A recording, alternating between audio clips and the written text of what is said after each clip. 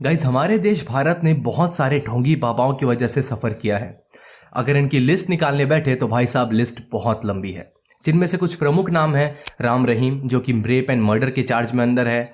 Nirmal Baba, the third I of निर्मल बाबा।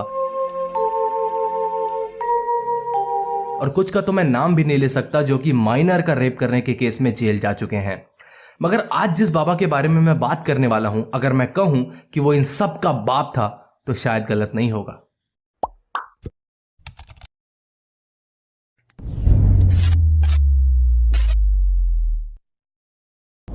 इस बाबा ने वैसे तो बहुत ज्यादा क्राइम्स किए हैं और इसका एक वीडियो भी लीक हुआ था, तब से इसके पीछे पुलिस पड़ गई।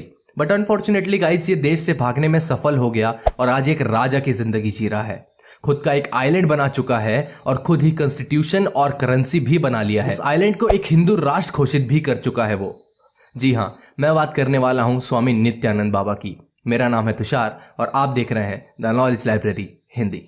स्वामी नित्यानंद उर्फ बेडरूम वाला बदनाम बाबा। They've been tortured and kidnapped by the aides of self-styled rape-accused Godman Nityananda. Nityanand के समर्थक हंगामा करते रहे और मना करने पर यह दलील देने लगे कि वो ये सब अपने बचाव में कर रहे हैं। स्वघोषित गुरु जिसने धर्म और धार्मिक लोगों का तो नहीं पता, पर मीम्स की दुनिया का बहुत भला किया था। रेप आरोपी बाबा नित्यानंद, जो सुरक्षा एजेंसियों को चकमा देकर देश छोड़कर भाग गया। देखिए, इनका जन्म हुआ था तमिलनाडु के तिरुवनमलई में। माता पिता ने नाम रखा था अरुणाचलम राजशेखरन। बचपन से ही राजशेखरन को अच्छी सराउंडिंग मिलने की वजह से वो आध्यात्म की ओर जाने लगे थे। सिर्फ 3 साल की उम्र में उनके ही गांव के एक साधु योगीराज योगानंद पुरी जी ने उन्हें अपना शिष्य बना लिया। 17 साल की उम्र तक वो अपने गुरु के साथ रहे और गुरु के जाने के बाद वो बिल्कुल अकेले पड़ गए। 22 साल की उम्र में उन्हें रियलाइज हुआ that he is not a normal human being and it was that time he took his name Swami Nityanand.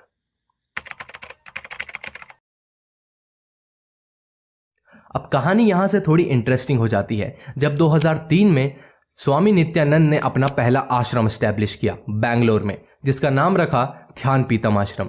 यहाँ पे उनके फॉलोअर्स धीरे धीरे बढ़ने लगे and it was that impactful कि जल्द ही अमेरिका में भी उनके ब्रांचेस खुलने लगे।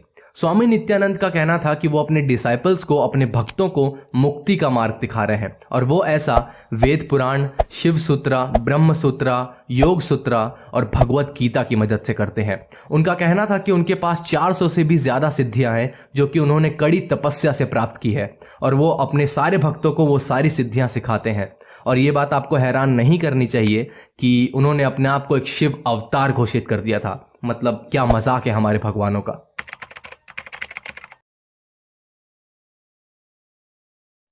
स्वामी नित्यानंद ने यह भी क्लेम किया that he is not a human, बल्कि he comes from a different species and he has a 360 degree vision.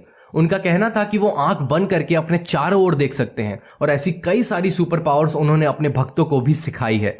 मतलब उनके कुछ इलॉजिकल दावे ये हैं कि वो आइंस्टाइन की E=mc² वाले फॉर्मूले को नहीं मानते थे। उनका ये मानना था कि वो 10 मिनट तक सूरज को उगने से रोक सकते हैं और वो यहाँ पर भी नहीं रुके and he claimed that he can make a software जिसकी मदद से गाय बात कर सकेगी, और वो भी संस्कृत में। जो हमारे देश में ऐसे दावे करता है, हमारी भोली जनता उसे तो भगवान मान ही लेती है। कट टू 2010, मार्च का महीना था और तमिलनाडु के सन टीवी न्यूज चैनल ने स्वामी नित्यानंद का एक वीडियो शेयर किया जिसमें वो अपनी ही एक फॉलोअर और तमिलनाडु की फेमस एक्ट्रेस रंजिता के साथ कॉम्प्रोमाइजिंग पोजीशन में दिख रहे थे। ऑब्वियसली दोनों ने ही उस वीडियो को फेक कहा और कहा कि उसे मॉफ किया गया है, मगर दोनों ही कोई भी प्रूफ नहीं दे पाए और पूरी दुनिया से उनके फॉलोअर्स का गुस्सा उमड़ने लगा। कहीं उनके पोस्टर जलाए जाने लगे तो कहीं उनके पोस्टर्स पे जूते लटकाए जाते थे। 2011 में क्राइम इन्वेस्टिगेशन डिपार्टमेंट ने अपने सर्च में पाया आश्रम में आने वाले हर भक्त को एक sexually non disclosure agreement sign करना पड़ता था, जिसमें अगर आपको आसान भाषा में बताऊं तो ये लिखा होता था कि स्वामी के टीचिंग प्रोग्राम में बहुत सारे तांत्रिक रिचुअल्स भी होंगे जिसकी वजह से कुछ भी हो सकता है। इस डॉक्यूमेंट में साइन करने के बाद फ्यूचर में आने वाली सारी लाइबिलिटीज से वॉलंटियर डिस्चार्ज हो जाएंगे। जितने भी आश्रम के वॉलंटियर्स हैं वो डिस्चार्ज हो जाएंगे। All the people and police were shocked knowing about this, और इससे हमें पता चलता है स्वामी नित्यानंद के फॉलोअर्स किस प्रकार अंधे हो चुके थे।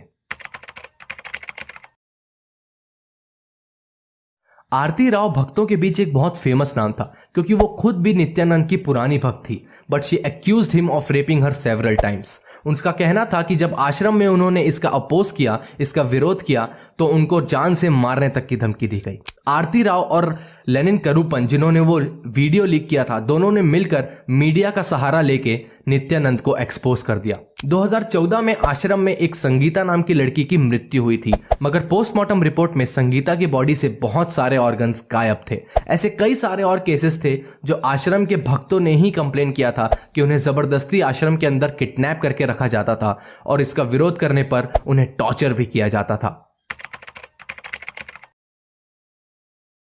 गुजरात पुलिस का कहना है कि स्वामी नित्यानंद भारत छोड़ के भाग चुके हैं, सारी कोर्ट हियरिंग्स और जनता के गुस्से से बचने के लिए, कहीं ऐसी जगह जहां यूएस और इंडिया दोनों की पुलिस उन्हें ना पकड़ पाए।